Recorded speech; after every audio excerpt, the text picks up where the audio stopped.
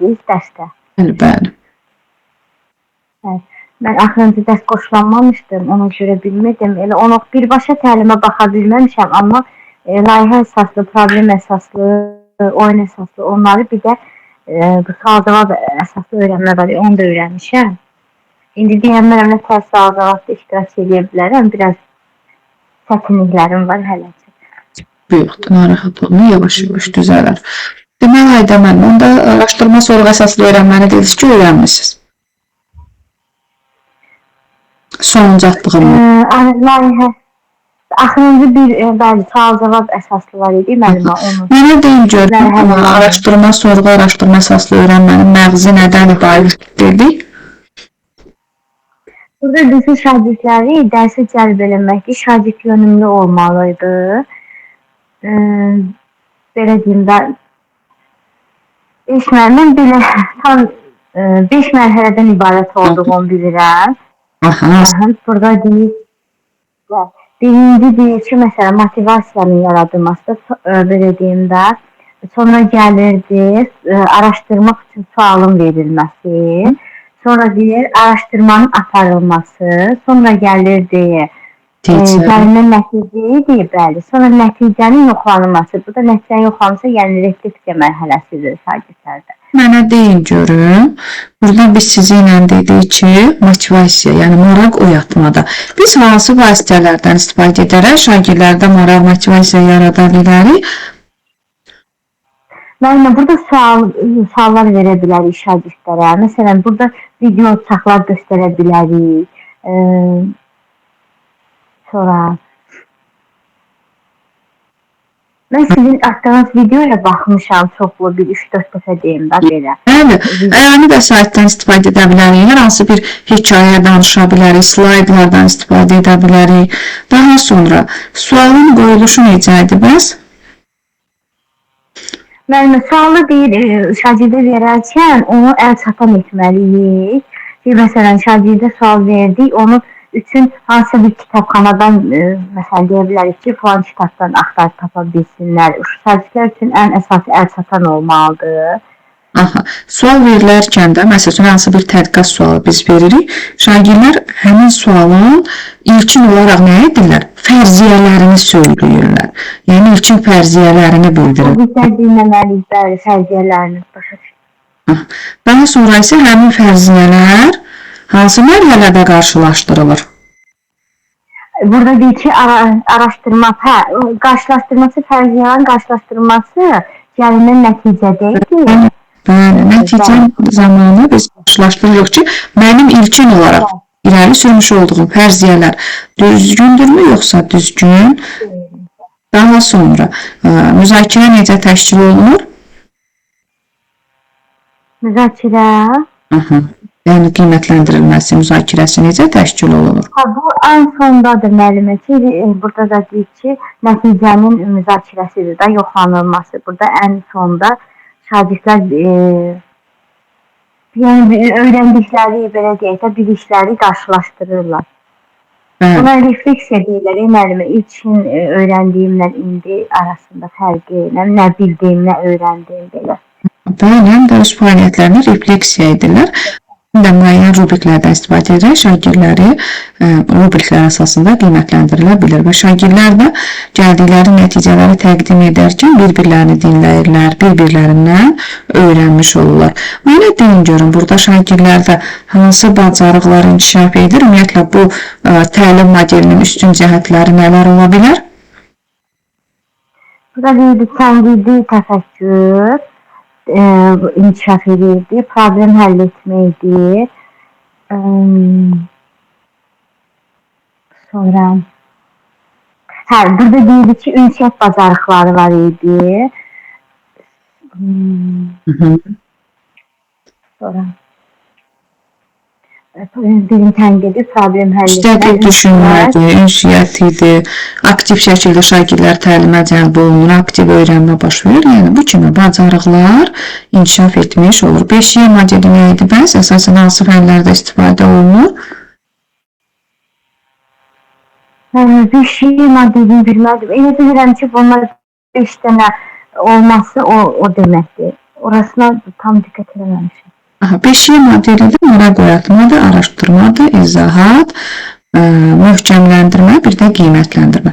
Bax, bunun hansı hissəsində idi ki, hansı mərhələsində idi ki, deyirik ki, şagirdlərin fikirlərini müəllim, şagirdlər fikirlərini ümumiləşdirib çatdırdıqdan sonra müəllim onların fikirlərini ümumiləşdirib elmi cəhətdən əsaslandırmış olur. Qiymətləndirmə var müəllimə? Yox. Hansı hissədə idi bu? Ona tam diqqətlə baxmamışam müəllimə düzü. Elə siz nətər baxdım biraz videoya. Yaxşı. Amma bir şey Problem əsaslı öyrənmədə mövzu kim tərəfindən müəyyən olunur, müəllim və şagird?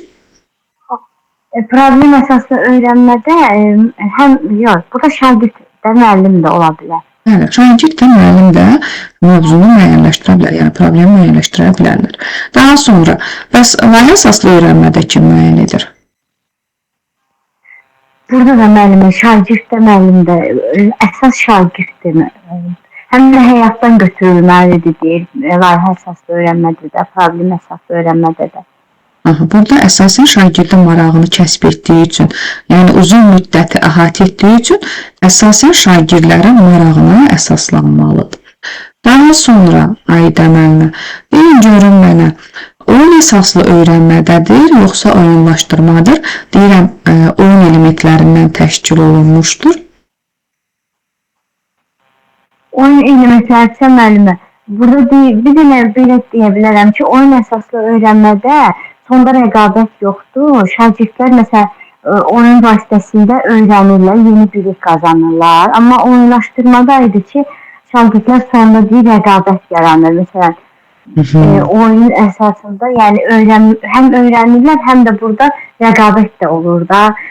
Şagirdlər arasında rəqabət daha çox olur oyunlaşdırmada. Yox, rəqabət ümumiyyətlə olunmamalıdır. Rəqabət olsa sadəcə olaraq udmaq, uduzmaq, reyting söhbəti olur.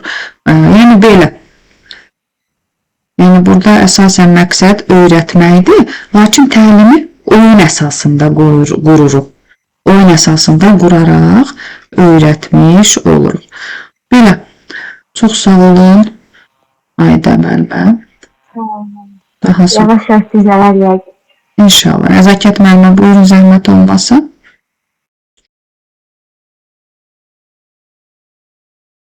Bəli, axşamınız xeyir müəllimə. Xeyir olsun. Deməli, mənə deyin görün, sorğu araşdırma əsaslı öyrənmənin məğzi nə idi?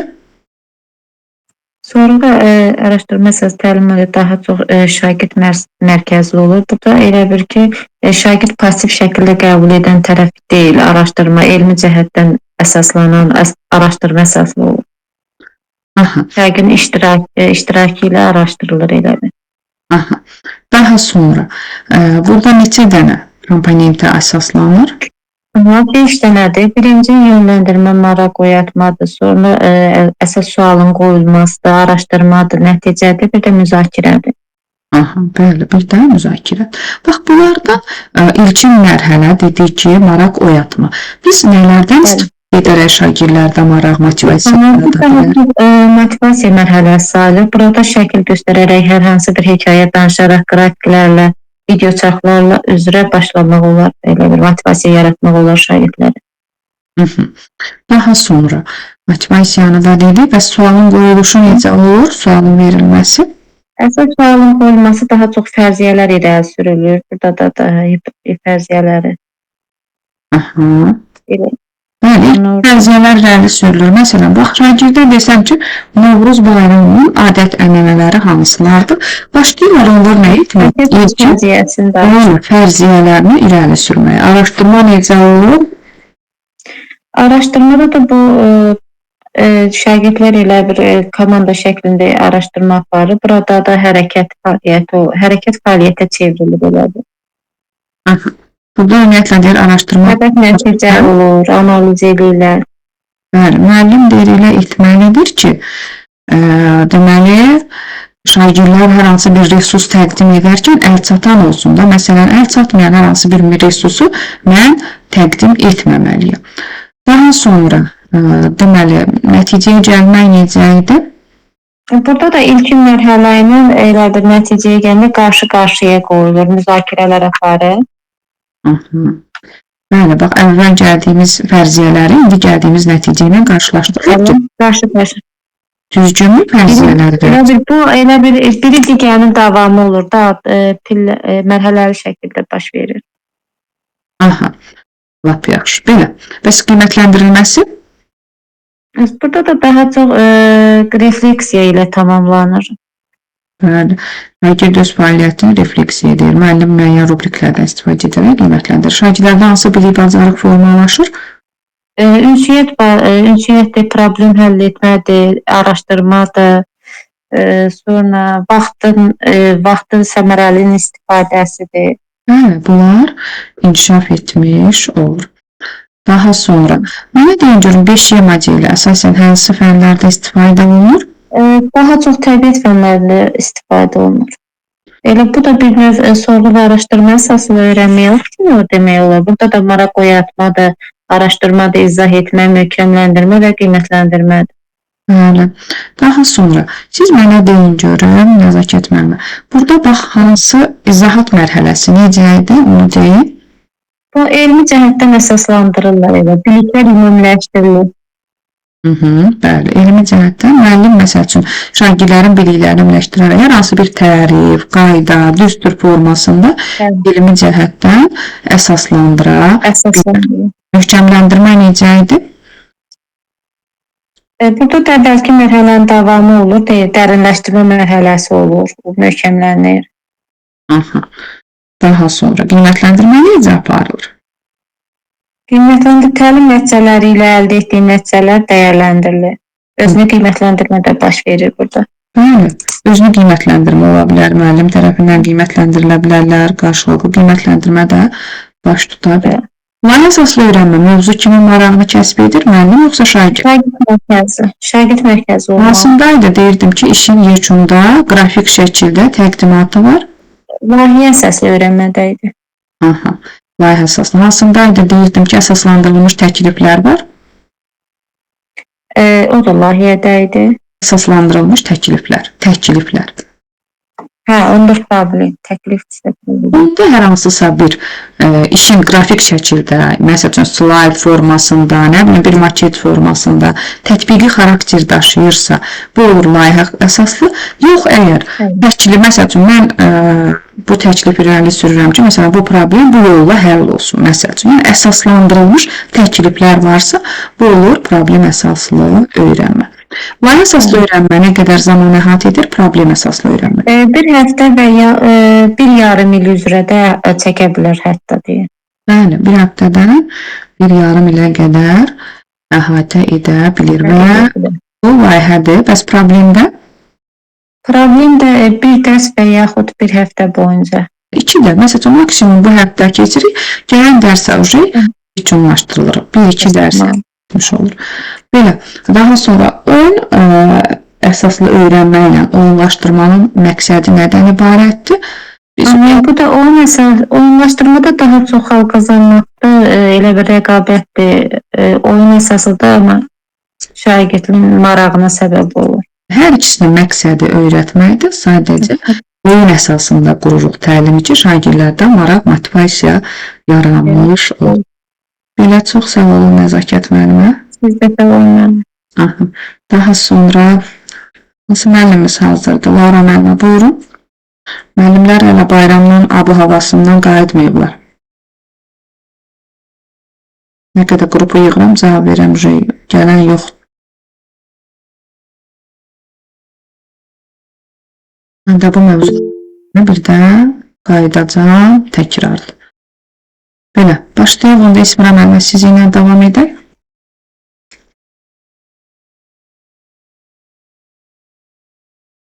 Buyurun İsmira müəllimə, sizi ilə davam edək. Sağ olun, axşamınız xeyir. Hər vaxtınız xeyir olsun. İsmira müəllimə, mənə deyin görüm. Deməli, biz sizi ilə burada keçmişik. Oyunlaşdırma deyirəm, sorğulaşdırma əsaslı öyrənmə. Sorğulaşdırma əsaslı öyrənmənin məğzi nədən ibarətdir? Bu da şagirdlərdə maraq oyatmaq, onları dərsə cəlb etmək, yəni dərsi daha yaxşı mənimsəmək üçün o üsuldan istifadə də etmək daha məqsədə uyğun olur. Aha. Daha sonra siz mənə deyin görüm, bunun əsas komponentləri hansılar idi? Maraq oyatma idi, sonra sual idi, sualdan sonra araşdırma, müzakirə, nəticə çıxartma, sonra müzakirə. Daha sonra bax deyirik ki, maraq oyatma. Biz ümumiyyətlə hansı vasitələrdən istifadə edərək maraq oyata bilərik? Bu müxtəlif ola bilər. Dərslikdən də müxtəlif real həyatla qarşılaşdırıb sözlərlə demək olar ki, yəni uşaqların daha yaxşı beyninə həkk olsun. Slaydlar eləyə bilərik, video çarxlar da, nəsə maraqlı bir şeylərlə birinci giriş eləyə bilərik ki, dərsə uşaqların fikri, yəni bizdə olsun, maraq oyansın onlarda. Əlaç. Daha sonra mənə deyin görüm, bəs sualın quruluşu necə olur? Sual da elə qoymalıyıq ki, yəni şagird anlasın, yəni elə bir sual qoymalıyıq ki, yəni onlardan ötəri hasan da olsun da, yəni o problemi həll eləyə bilsinlər o sual əsasında.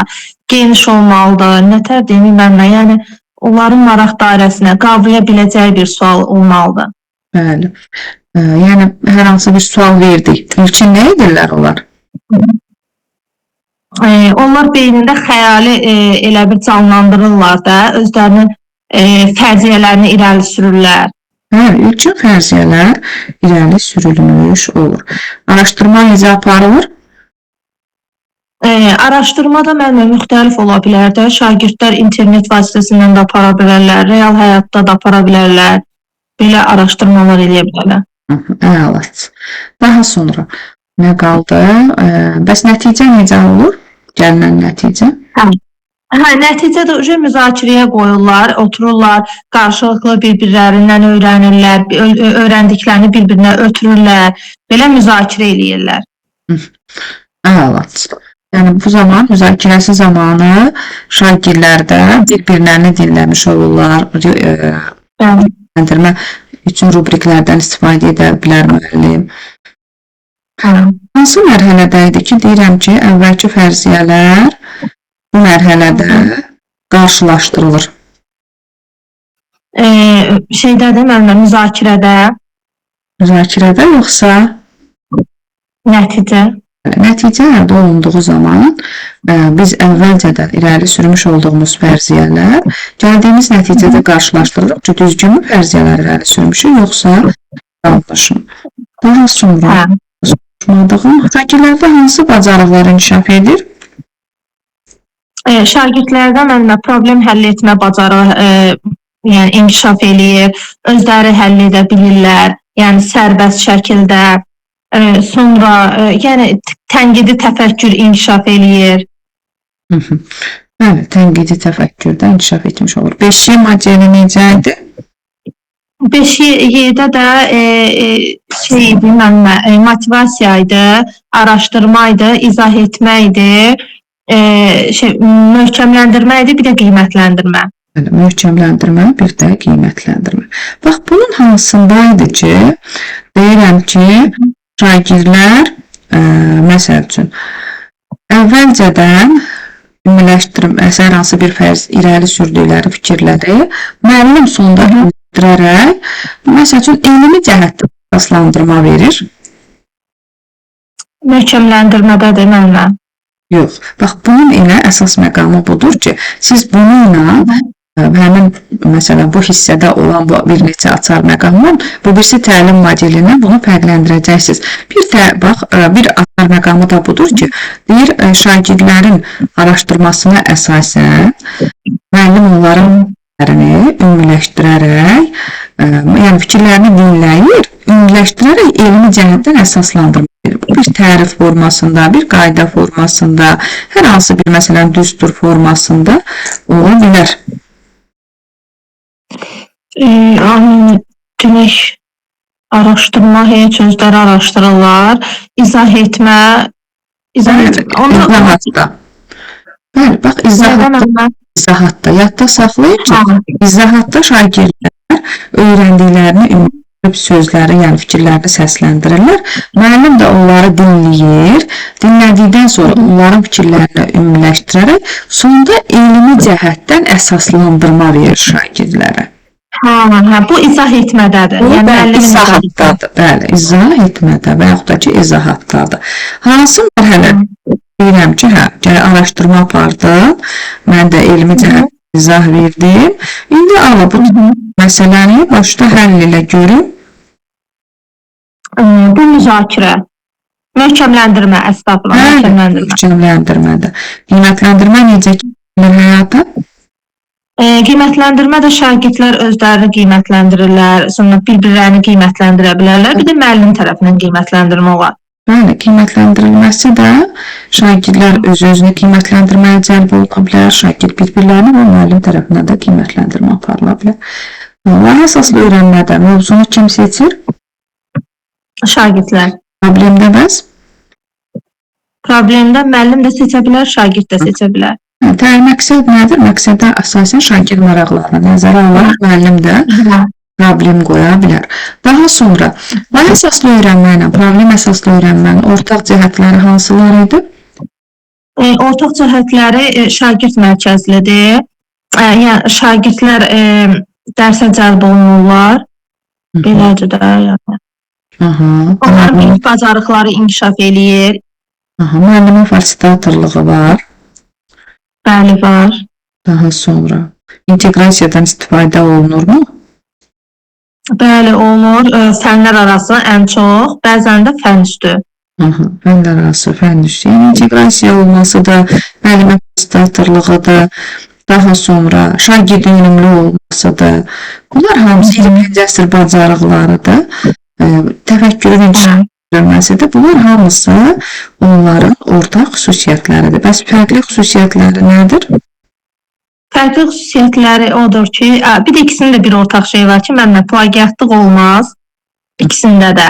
Yox, plagiatlıq yalnız nədədir? Plagiatlıq layihə əsaslı da olmaz. Ən əsası. Plagiatlıq. Problemdə yox idi müəllimə o plagiatlıq. Orada hər hansısa bir axı nəsə hazırlanmır, əsaslandırılmış təkliflər. Təkliflər irəli sürülür hər problemdə. Atmosferin tiklənməsinin qarşısını alması üçün, məsələn, mən təklif edirəm ki, zavod və fabriklərin, məsəl üçün, şəhərdən kənarda fəaliyyət göstərsin. Nə bilim və s. Bu əsaslandırılır. Layihə əsasında belə deyək də, loru dildə iş görülüb, ortaya çıxardıb gətirirlər. Problemdə sadəcə öz fərziyyələrini irəli sürülür. Təkliflər, fərziyyələr irəli sürülür. Hansındaydı? Deyirəm ki, gələn nəticə əvvəlcədən nə edilir? Bilinir. Əvvəlcədən bilirəm ki, sonda nə baş verəcək? Hansındaydı? Layihə yoxsa problem? Layihədə. Əlbəttə ki, layihədə. Oyun elementlərindən təşkil olunması oyunlaşdırma yoxsa oyun əsaslı öyrənmə? Oyunlaşdırma elementlərdən idi müəllimə. Oyun əsaslı isə orada nəsə hazırlayırdın. Səhnəcikmi, nəsə bir şeylə belə. Bəli, məsələn, müəllim şagirdlərə hər hansısa bir nağıl keçir, onu praktik olaraq şagirdlər, məsələn, səhnələşdirirlər. Nə bilim, hər hansı bir mövzu keçir, o mövzuya əlaqədar olaraq nəsə bir tətbiqi xarakter daşıyan bir fəaliyyətə cəlb edir. Bu olur oyun əsaslı. Hər ikisinin məqsədi öyrətməkdir, lakin oyun əsasında qurur. Belə.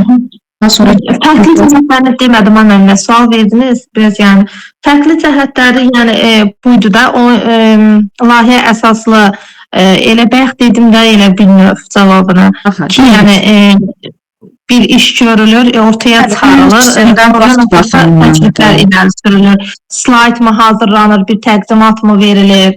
Hər ikisində vaxt baxımından ola bilər. Məsəl üçün, birinə uzun vaxt lazımdır. Vaxt baxımından da demək, layihə əsaslı daha çoxdur. Yəni, bir həftə, yarım ili əhatə eləyir. Problem əsaslı ondan azdır. Dərs zamanı da olan problem, yəni dərs vaxtında olan bir şeydir. Üzürlü hesab etmənlər. Səbinə mənə rahat olun, çox sağ. Sağ olun. Səbinə mənə buradasınız? Bəli, müəllimə. Axşamınız xeyir, necəsiniz? Axşamınız xeyir. Sağ olun. Siz necəsiz? Sorğu araşdırma əsaslı öyrənmənin məğzi nədir? Biz bu təlim modelindən niyə istifadə edirik? Şagird mərkəzlidir, ünsiyyət bacarıqları formalaşır, problem həll etmə, araşdırma, komanda şəklində işləmə, yəni qruplarla etmə. Şagirdlərə hər hansı bir maraq, motivasiyanın yaradılması üçün, tədqiqatların aparılması üçün istifadə olunan bir təlim modelidir. Mənə deyin görüm, bunun əsas mərhələləri var idi. Bunlar hansılar idi? Motivasiyadır, sualın qoyulmasıdır, araşdırılmasıdır, nəticəyə gəlməkdir, qiymətləndirmədir. Bax, deyin mənə görüm. Bax, burada dedik ki, motivasiya mərhələsi. Biz hansı vəsaitlərdən, vasitələrdən istifadə edək, motivasiya yarada bilərik? Oyun əsasında oyun kimi də ola bilər, slayd da ola bilər, video çap da ola bilər, adi şəkil vasitəsindən də ola bilər. Adi bir hekayə danışarıq, şagirddə maraq motivasiya yarana bilər mövzu ilə əlaqədar olaraq. Hər hansı bir oyun qura bilərik, oyun üzərində ola bilər. Daha sonra mənə deyin görüm, ikinci mərhələ necə idi? İkincidə artıq belə deyim, bir sual qoyulur. O sual da ki, şagirdlərin çətinlik dərəcəsinə görə olmalıdır, yaş səviyyəsinə uyğun ola bilər. Həm də dərinlik olmalıdır da sualda. Uşaqlar necədir? Bəli. Burada şagirdlərə hər hansı bir sual verir. Şagirdlər də ilkin olaraq nə edir? Fərziyyələr. Fərziyyələr irəli öz fikirlərini, o sual əsasında öz fikirlərini irəli sürürlər. Deyin mənə görüm, araşdırma necə olur? Artıq o qoyulan sual üzərində araşdırma aparırlar da. Araşdırma aparmaq üçün müəllim nə etməlidir?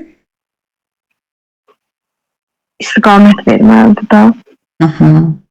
Yəni, şagirdlərə əlçatan olaraq resurslar təqdim etməlidir ki, şagirdlər doğru şəkildə araşdırma. Kitabdan ola bilər, və yaxud da kompüterdən ola bilər. Məktəbdə olan yəni ləvazimatlar üzərində. Bəli, qrafiklərdən, diaqramlardan, müsahibələrdən, yəni ümumiyyətlə müxtəlif vasitələrdə şagirdlərə təqdim edə bilər ki, yəni vasitələrdən istifadə edərək əlçatan araşdırma apara bilsinlər. Daha sonra hansı mərhələ idi ki, deyirəm ki, bu mərhələdə iki mərhələ bir-biri ilə qarşılaşdırılır. Nəticədədir də artıq. Gəlmə nəticənin fərziyyələr, yəni deyilən fərziyyələr düzdür, yanlışdır. Bəli, əla. İkinci ilə dördüncü mərhələ bir-biri ilə qarşılaşdırılır ki, görün mənim əvvəl irəli sürdüyüm fərziyyələr düzgündür, yoxsa araşdıraraq öyrəndim. Bəli, yanlışdır. Daha sonra qiymətləndirilməsi necə həyata keçirilir? Müəllim də qiymətləndirə bilər, şagird öz-özündə qiymətləndirə bilər, yoldaşlar tərəfindən də qiymətləndirilə bilər. Bəli. Burada həm şagird tərəfindən, həm şagird öz fəaliyyətini izləyir, refleksiya apara bilir və müxtəlif rubriklərdən də istifadə edərək müəllim də şagirdləri qiymətləndirə bilər meyarlar əsasında. Şagirdlərdə hansı deməli bacarıqlar inkişaf edəcək? Problem həll etməkdir, ünsiyyətdir, araşdırmadır. Bəli. Kimi bacarıqlar inkişaf etmiş olur. 5 modelini nədir? Əsasən deyə bilərəmmi ki, mən yalnız 5 modelini təbiət fənlərində istifadə edirik? Ən çox təbiət fənlərində istifadə olunur, digər fənlərdə də istifadə etmək olar. O da araşdırmanın bir qoludur da, bir növüdür, eyni proseslər gedir. Burada bax, hansı məqamlar onu digərindən fərqləndirir? Burada bir dənə izah etmədədir da, orada bir qayda verilir da. Bir də tapşırıq. Əlat, tapşırığın verilməsidir. Digərində bax, tapşırıq vermədik. Araşdırma apardılar, nəticəyə gəldilər, nəticənin müzakirəsi təşkil olundu, qiymətləndirildi. Burada isə araşdırma apardıqdan sonra müəllim izahat verir, daha sonra tapşırıq da verir ki, al bu tapşırığı icra et, görün bir düzgün icra edirsən, eləmirlər. Sonra da qiymətləndirilməsi həyata keçirilir. Qiymətləndirmə necə olur? O da yenə müəllim tərəfindən ola bilər, şagird öz-özünün refleksiya ola bilər, digər şagirdlər tərəfindən ola bilər. Bəli, əla. Daha sonra deməli, Şəbnəm müəllimə, nə qaldı soruşmadığım sizdən? Bununla bağlı heç bir şey qalmadı. Keçək digər təlim modellərinə.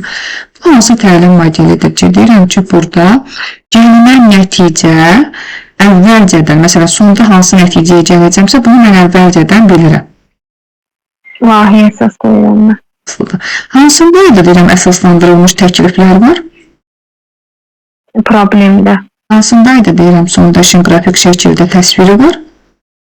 Layihədə. Hansındaydı deyirəm ki, oyun elementlərindən istifadə olunmuşdu? Oyun əsasında öyrənmədə. Oyun elementləri. Oyunlaşdırma. Hə, Mən oyun əsaslı qulaq asmışam, amma oyunlaşdırmaya yox. Orada var, ikisi də qısa-qısa atmışam, çünki balaca bir çıxılı dərsdir orada. Daha sonra nə qaldı soruşmadığım, mənə deyin görüm, hansı təlim modelidir ki, deyirəm ki, burada qiymətləndirmə zamanı diqqət etmək lazımdır ki, plagiatlıq yoxlanılır. Yəni, hər hansı bir şəxsin digərinə mən layihəsini götürüb öz layihəm kimi təqdim edə bilmərəm. Layihədəydi mənim. Yeni bir şey məhsul ortaya çıxmalıdır da. Bəli, bu zaman deməli, ləğv olunacaqdır. Oyun əsas oyun yox. Bunu deyim mənə. Dərslərdə layihənin hazırlanması ilə layihə əsaslı öyrənmənin bir-birinə fərqi nə idi? Necə? Bax, bir var dərslərdə layihə 45 dəqiqədə necə olurdu bu? Oradan hansı? Onu bilmirəm, adını olurdu. Bunu yadda saxlayın ki, bir var layihə əsaslı öyrənmə, bayaqdan məsələn saydıqlarımız hamısı layihə əsaslı öyrənmədir. Bir də var ki, dərsdə, bir 45 dəqiqənin sonunda. Bax, layihə əsaslı öyrənmə mövzu şagird tərəfindən müəyyən olunur. Uzun zaman şagird... marağını cəlb eləməlidir, dünyanın müləhat edir, İngilizcə təvəkkül etməlaşır. Bəli, bax, əla. Burada isə yəni 1-45 dəqiqə müəyyən hər hansısa bir layihənin nümunəsini göstərir. Deyək ki, bu günləri pilotsuz uçuş aparatını tərtib edəcək. Birinci müəllim bunu hazırlayır, qoyur. Şagirdlər də ona baxır, həmin onun eynisini hazırlayırlar. Bu olur dərslərdəki layihə, bir də var layihə əsaslı öyrənmə.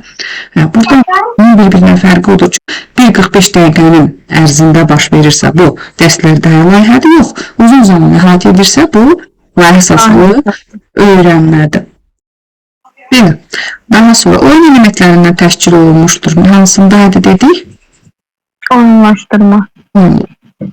Belə, çox sağ olun Səbinə müəllimə. Sağ olun. Lara müəllimə, buyurun. Salam müəllimə. Hər vaxtınız xeyir olsun. Deməli, Lara müəllimə, mənə deyin görüm, sorğu-araşdırma əsaslı öyrənmənin məqsədi nədir?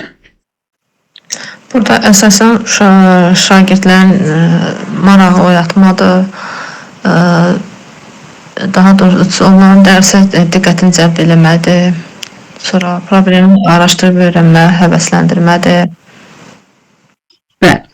Deməli, mənə deyin görün, bax, dedik ki, mərhələlərindən biri hansı mərhələ idi ki, belə deyim. Deyirəm, burada şagirdə hər hansı bir hekayə danışmaqla, hər hansı bir dərsdə uyğun olaraq, bəli, əyani vəsaitlərdən, hər hansısa bir slaydlardan istifadə edirəm şagirdlər. Slayd olsun, bunun uşağı motivasiya eləməlidir ki, uşaq həvəslənsin, onlar da dərsə diqqətini cəlb eləyə bilək ki, onlar da bunları həll eləyə bilsin. Bəli. Daha sonra, deməli, fərziyyələrin irəli sürülməsi neçənci mərhələdə idi və necə idi? Araşdırma və fərziyyələr 2-ci idi. Burada da uşaqları elə bil öyrənmək üçün daha fəaliyyətə gətirir, onlara müəyyən qədər açıq, məntiqli bir sual verməliyik ki, onlar bunun, məsəl üçün, təlim məqsədinə uyğun olmalıdır, uşaqların marağına uyğun olmalıdır ki, onlar, bir də ki, əsasən daha çox həll yolu olan suallardan istifadə olmalıdır ki, onlar araşdırıb, həm fərziyələr sürə, həm də araşdıraraq onları tapa bilsinlər.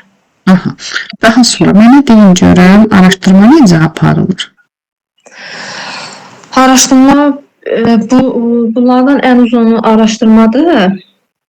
Burada müəllim istiqamət verir. İlk öncə, məsəl üçün, onlara hər hansı bir suallar verir, fərziyyələr verir, suallar verir, istiqamət verir. Uşaqlar da bunun əsasında öz fərziyyələrini sunurlar, daha sonra araşdırırlar. Müəyyən, məsəl üçün, ola bilər ki, hər hansı bir materialı verə bilər və yaxud da hər hansı bir resurs bunlardan da istifadə eləyərlər. Yəni, hamısına əlçatan olmalıdır ki, şagirdlər yəni bunları araşdıraraq və yaxud da ki, hər hansı bir video olsun və yaxud da ki, nə bilim, xəritəmi, videomu, şəkilmi, bunlara əsasən araşdırma aparırlar. Necə necədir bəs? Burada da uşaqlar elə bir topladıqları məlumatlarla nəticə çıxarırlar. Məsələn, müəyyən fikirlərini, ideyalarını, fərziyyələrini doğru olub-olmadığını, elə bir uyğunluğunu müəyyən edirdilər ki, yəni necə deyək, burada əsasən müəllimə ikinci ilə dördüncü bir növ eyni deyək bilər də, yəni fərziyyələrini sonda üzləşdirirlər ki, burada düzgün məlumatdırmı və yaxud da ki, səhv məlumatlar varmı, yoxmu, belə də. Yəni, sonunda qarşılaşdırılır ki, görək, bura qədər söylədiyimiz fikirlər, məsəl üçün, mən ilkin fərziyyələr irəli sürmüşəm. Bu düzgünmü fərziyyələrdir, yoxsa yanlış fərziyyələrdir? Əlac. Daha sonra, Laura müəllimə, mənə deyin görüm, burada hansı şagirdlər qiymətləndirilməsi deyə, qiymətləndirmə necə olur? Müzakirəni deyirsiniz müəllimə? Bəli. Burada bütün uşaqlar, məsələn, şagirdlər gəldikləri nəticəni təqdim edirlər. Bir-birinin, məsəl üçün, nəticələrinə qulaq asırlar. Digərlərinin, məsəl üçün, bilmədiyi nəticələrini öyrənirlər. Məsəl üçün, müəllim də bunlarda effektiv şəkildə rəy verir. Sonra aparırdı. Refleksiya aparırdılar. Yəni, bir növ burada müəllim tərəfindən meyarlar əks olunurdu, onun nəticəsində rubriklər, yəni belə qiymətləndirmə aparırdı. Şagirdlər bir-birlərini dinləyir, bir-birlərini qiymətləndirə bilər. Ümumiyyətlə, müəllim də rubriklər vasitəsilə meyarlar əsasında şagird fəaliyyətlərini qiymətləndirmiş olur. Hansı deməli dedik ki, bacarıqları inkişaf edir, hansı üstün cəhətləri var bu təlim modelinin? Burada uşaqların öz, belə deyim də, tənqidi təfəkkürdən, düşüncədən də istifadə olunur. Problem həll etmə bacarığı da bunlarda formalaşır. Sonra komanda şəklində işlərin ünsiyyət bacarığıdır. Sonra bəzən deyirik ki, orada açıq tipli və yaxud da ki, bəzi sualları verilməsinə görə uşaqların anlamadan, yəni mərkəb mövzuları araşdırıb öyrənməsi üçün anlama bacarığıdır. Bu kimi bacarığı. Aktiv yanaşmalarıdır. Bu kimi bacarıqlar inkişaf etmiş olur. Daha sonra mənə deyin görün 5Y modelinin məğzi nədir? 5Y-də də yenə burada da yəni uşaqlarda, şagirdlərdə maraq oyatmadır, bunlarda araşdırmaların aparılmasıdır, izah etməyidir. Sonra bu izah etməkdə məlumatların hamısının möhkəmləndirilməsi idi. Sonda da şagirdlərin da qiymətləndirilməsi idi. Bax, burada hansı deməli sorğulaşdırma əsaslı öyrənmədə ayrı-ayrı məsələn 2 mərhələ verilir ki, birinci motivasiyadır, daha sonra deməli sualın qoyuluşu araşdırma. Burada hansı 2 mərhələ bir-biri ilə birləşir? Burada izah etmədə idi elə bil, yox. Bir dəqiqə. Maraq oyatmada da elə. Bəli, maraq oyatmada həm sual qoyulur, həm şagirdlər sual ətrafında düşünür, həm də maraq oyadılır onlarda. Yəni, biliklərlə əlaqədar olaraq nə edirlər? Yəni, onlardan əvvəlcilər verilmiş sual əsasında nə öyrənəcəklərini, situasiyalar, nə bilim, öyrənə sürürlər, anlaşlar arasında bir-birinə elə bir arasında nə bilim, əlaqə axtarırlar, belə deyim də, əlaqə yaradırlar, nəsə belə. Səbəbə sizə internet atır belə, yoxsa özünüz girib çıxırsınız? İzin verirlər, naşlik deyil. Naşlik basılır ona görə. Dedim, bəlkə internet atır. Daha sonra araşdırma necə olur? Burada araşdırmada da şagirdlər araşdırır, sonra fəaliyyətlərdən nəticələr müzakirə edirlər, ümumi bir nəticəyə gəlirlər. Yəni, araşdırma üçün müxtəlif mənbələrdən istifadə edə bilərlər. İzahat necədir? Burada da elə bir şagirdlər etdikləri bilikləri ümumiləşdirir. Daha sonra hər hansı bir təlim nəticələrindən, terminlərlə, da belə təqdim edirlər də birbaşa. Bəli, şagirdlər izahat mərhələsində fikirlərini bildirir, müəllim isə onların fikirlərini dinləyir, elmi cəhətdən əsaslandırma verir. Möhkəmləndirmə necə idi? Burada da möhkəmləndirmədə də elə bir məsəl üçün müəyyən araşdırmalarını belə deyim də, nəticələrini yeni misallarla mı deyim, başqa bir nümunələrlə mi deyim, müəyyən bir mərhələlərlə yenidən bunların anlayışlarını daha da dərinləşdirirlər, genişləndirirlər və möhkəmləndirir də belə deyim. Müəyyən bir hər hansı bir tapşırıq əsasında yenidən ona dərinləşdirmək üçün müəyyən misallar gətirirmi, nümunələr verirmi? Onlar daha da möhkəmləndirir də o əhatə dairəsində. Ləndirmə necə olur? Burada şagird özü qiymətləndirmə bacarığı da formalaşır, öz fəaliyyətləri, məsəl üçün bacarıqlarını qiymətləndirərək həvəslənirlər, sonra müəllim də qiymətləndirir, müəyyən meyarlardan, rubriklərdən istifadə edilir, müəllim də qiymətləndirir. Həm şagird özünü qiymətləndirə bilər, həm yoldaş qiymətləndirməsi baş verir burada. Daha sonra Lara müəllimə, mənə deyin görüm, ay əsaslı öyrənmədir, yoxsa problem əsaslı öyrənmədir? Deyirəm ki, sonda işin qrafik şəkildə təsviri. Hər hansı bir iş təklif təqdim olunursa, qrafikmi, bu layihədir, sadəcə müzakirələr təqdim olunursa, burada problemdir. Daha sonra mənə deyin görüm, hansıdır təlim modelidir ki, deyirəm bu təlim modelinə əsasən plagiatlıq yoxlanılmalıdır? Burada layihə əsasında plagiatlara yer verilmir, problem əsasında verilir. Yerlərini səhv dedik. Layihə əsasında plagiatlığa yer verilmir. Verilir. Plagiatlıq yoxlanılır ki, məsələn, bax, sizin hazırlamış olduğunuz bir layihəni mən götürürəm, öz layihəm kimi təqdim edirəm, qiymətləndirmə zamanı ortaya çıxır ki, bu başqa bir zaman, yəni təqdim olunub, bu zaman ləğv olunacaq. Mən onu tərsinə bilirdim. Problem əsaslı öyrənmədə isə bu yoxdur. Layihə əsaslı öyrənmənin qiymətləndirilməsi necə aparılır? Layihə əsasını, yəni özün burada da rəy verməkdir, effektiv rəy verməkdir, sonra rubriklərdən, meyarlardan istifadə eləməkdir də. Bəli, konstruktiv şəkildə rəy verə bilərdi, əgər müəllim tərəfindən də qiymətləndirmə var, auditoriya qarşısındadırsa, insanların da qiymətləndirilməsi mümkündür.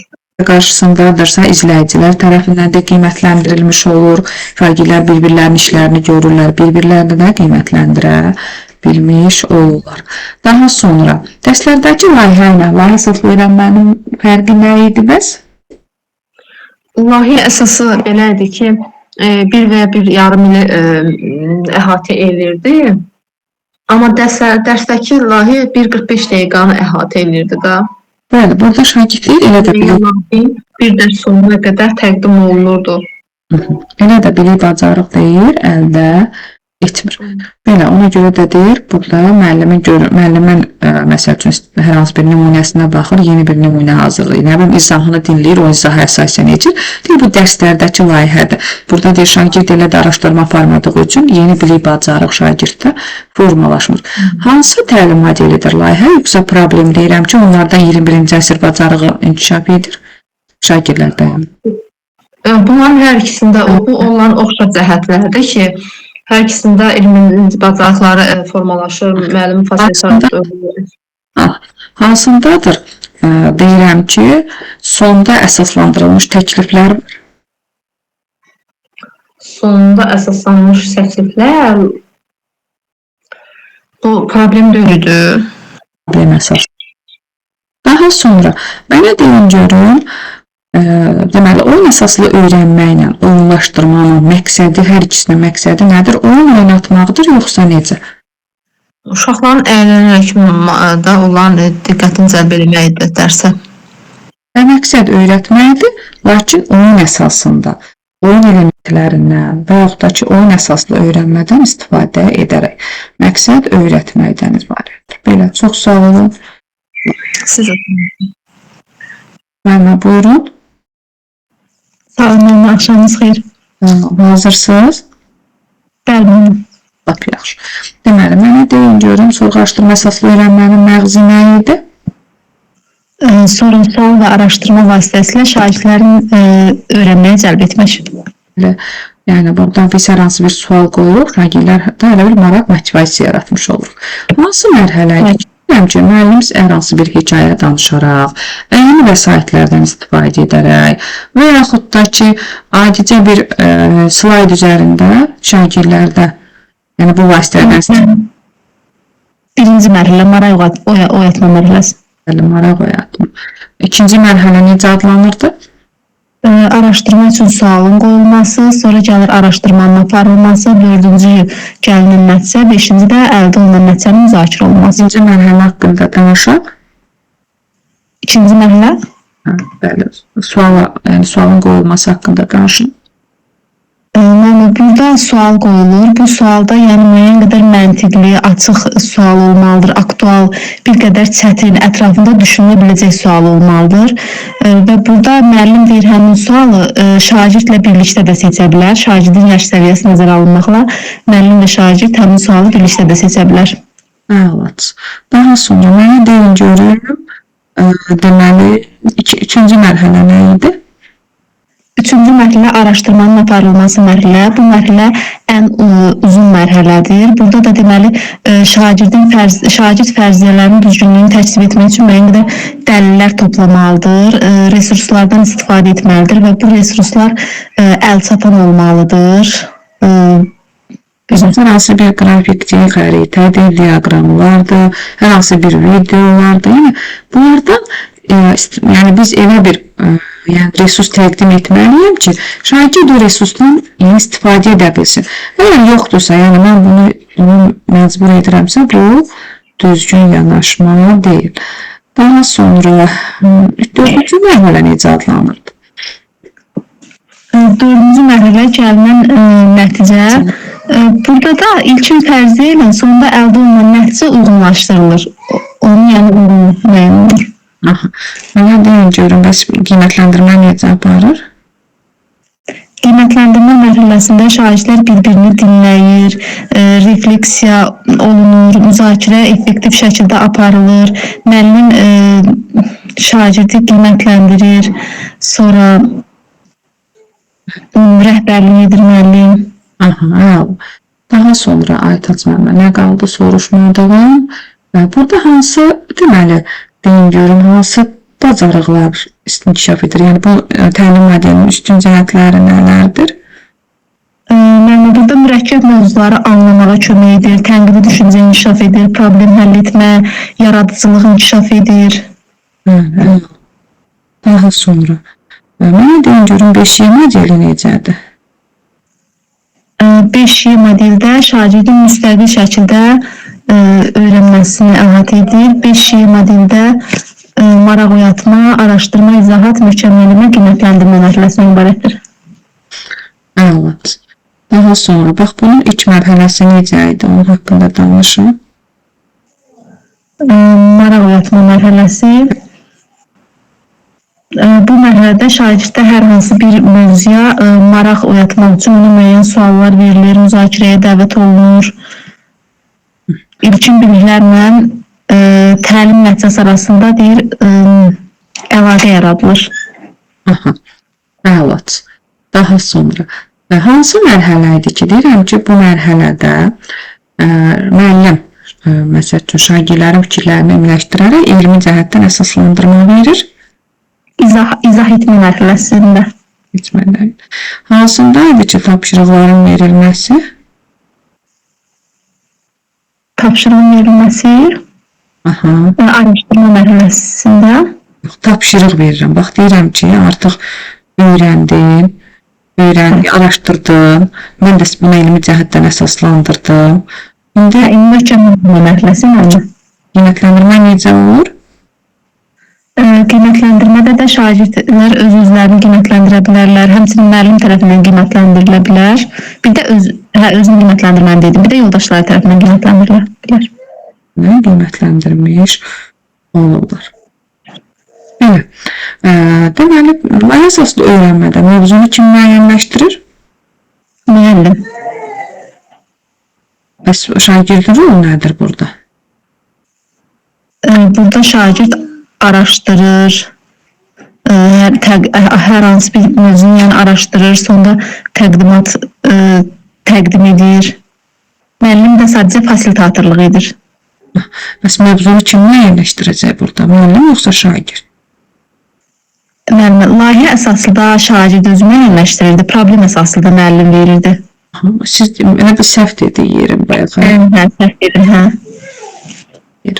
Layihə əsaslı öyrənmədə hansı bacarıqları inkişaf edir dedik? Ünsiyyət, 4K bacarıqları, ünsiyyət, əməkdaşlıq, tənqidi, bir də problem həll etmə bacarıqları. Bacarıqları da inkişaf etmiş olur. Əsasən hansı inteqrasiyadan istifadə olunur? Layihə əsaslı da fənlər arası inteqrasiyadan, bir də fənn üstü inteqrasiyadan. Tətbiq aparıldığı üçün, araşdırma aparıldığı üçün biz fənn üstü inteqrasiyadan da istifadə edirik. Ondan sonra hansındaydı deyirəm plagiatlıq yoxlanılır? Layihə əsaslı öyrənmə. Ki, işin sonunda qrafik şəkildə təsviri var. Layihə əsaslı. Nəticə əvvəlcədən bilinir. Layihə əsaslı. Əsaslandırılmış təkliflər var. Problem əsaslı öyrənmə. Deyirəm, oyun elementlərindən təşkil olunmuşdur. Oyunlaşdırma. Ki, hər iki təlim modelinin məqsədi öyrətməkdir, lakin nə əsasında qurulur? Oyun əsasında qurulur. Qurulmuş olur. Belə, çox sağ olun, Aytac müəllimə. Sağ olun. Belə, Yalman müəllimə buyurun.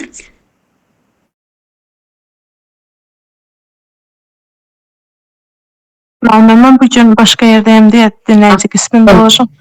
Olur. Daha sonra müəllim, hazırsınız siz?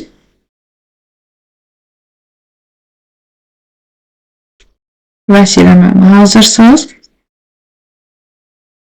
Salam müəllimə, xeyr, bu günləri planınızı sayın. İnşallah növbəti dərsdən hazırlaşacağam. Bayram havasından elə qayıtmamışıq, hə? Bəli. Hə, biraz başım qarışıq olubdu müəllimə, hazırlaşa bilməmişəm. Gələn dərsdən hamımız hazır olun inşallah. Köy müəllimə, buyurun zəhmət olmasa.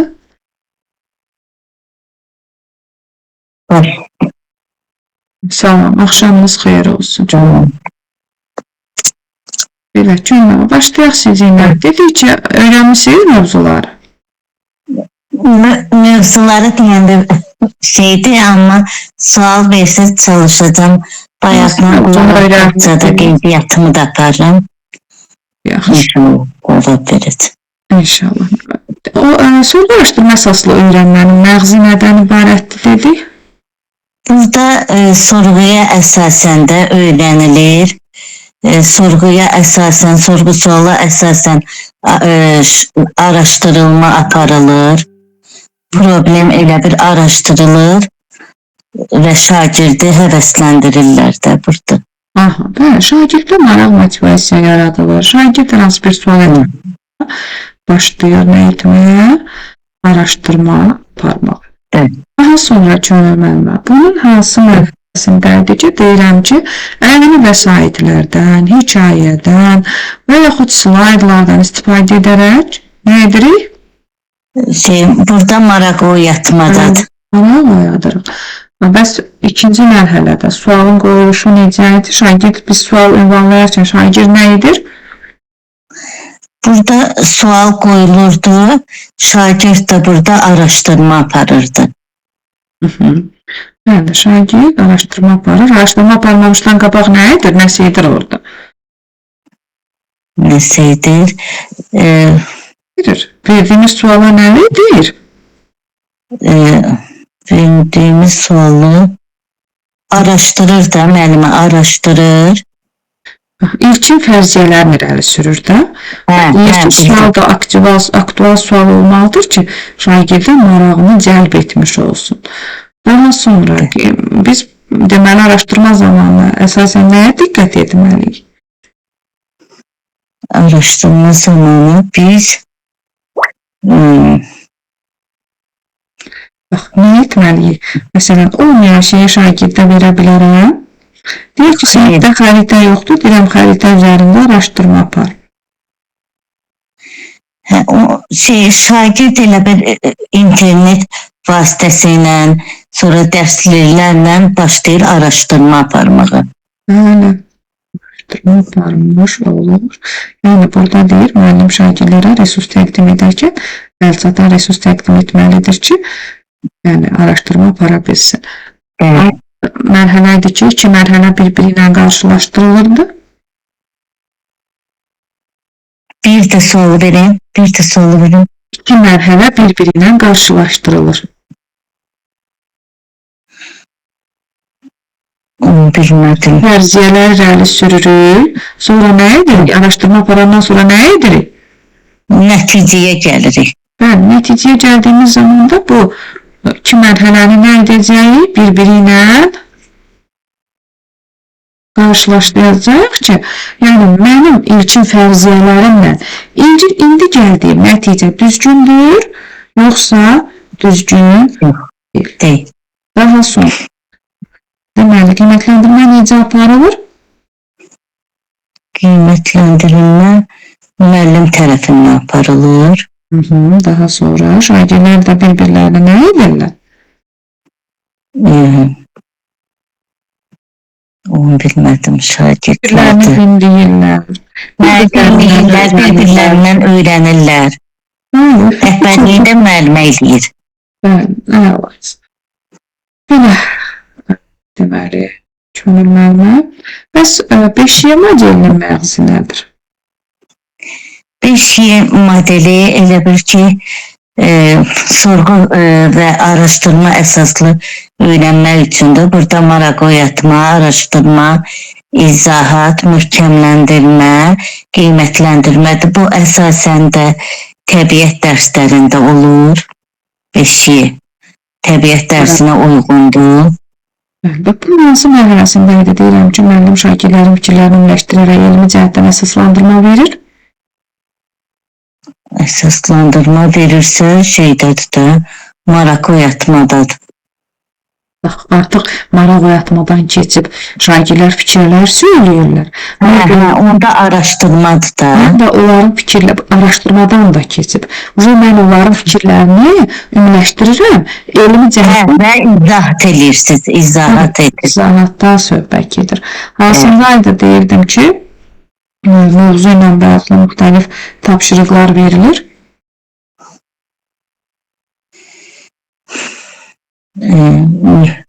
Bax, deyək ki, bu cümlə, bəli, möhkəm deyək, bu cümlə perspektiv qaydalarına, qanunlar keçirsiniz.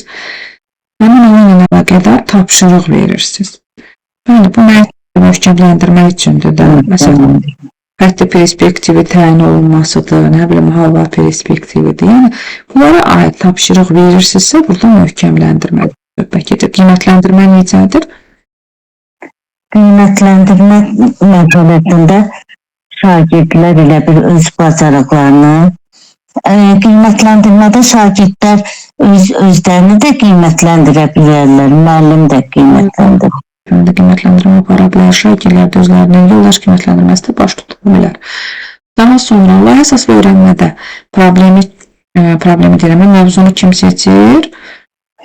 Layihə əsaslı layihədə elə bir ki, necə deyirsə, Necə bu? layihə əsaslı da şagird seçir. Bəs problemdə? Problemdə həm şagird seçə bilər, həm də müəllim. Həm şagird, həm müəllim. Daha sonra hansında ilə deyirəm, 21-ci əsr bacarıqları inkişaf edir, müəllimin partidatorluğu var, təfəkkür inkişaf edir, inteqrasiyadan istifadə olunur. Layihə yoxsa problem? Layihədə. Şagirdlərinə təlim modelidir. Bax, bunlar hamısı nədir? Layihə əsaslı Hər öyrənmə. ikisinin, həm problemin, həm layihənin nəyidir? Nəyidir? Ortaq, Məxrəc. bəli, ortaq məxrəc, ortaq cəhətləri hesab olunur. Hansında da deyirəm ki, işin sonda, məsələn, əvvəlcədən sondakı nəticəni bilirəm ki, sonda bu olacaq. Bilmədim. Layihə əsaslı da orada, məsələn, bilirəm ki, işin sonunda mən işi tək, yəni təhvil verməliyəm, məsəl üçün, slayd formasında təhvil verəcəm. Bu, əvvəlcədən gəlinən, yəni nəticəm olsun, sondakı hazırlanacaq hər hansısa bir maket olsun, bunu biz əvvəlcədən biliriksə, bu necə adlanır? Layihə əsaslı. Layihə əsaslı öyrənmə. Hansında da əsaslandırılmış təkliflər var? Əsaslandırılmış təkliflər.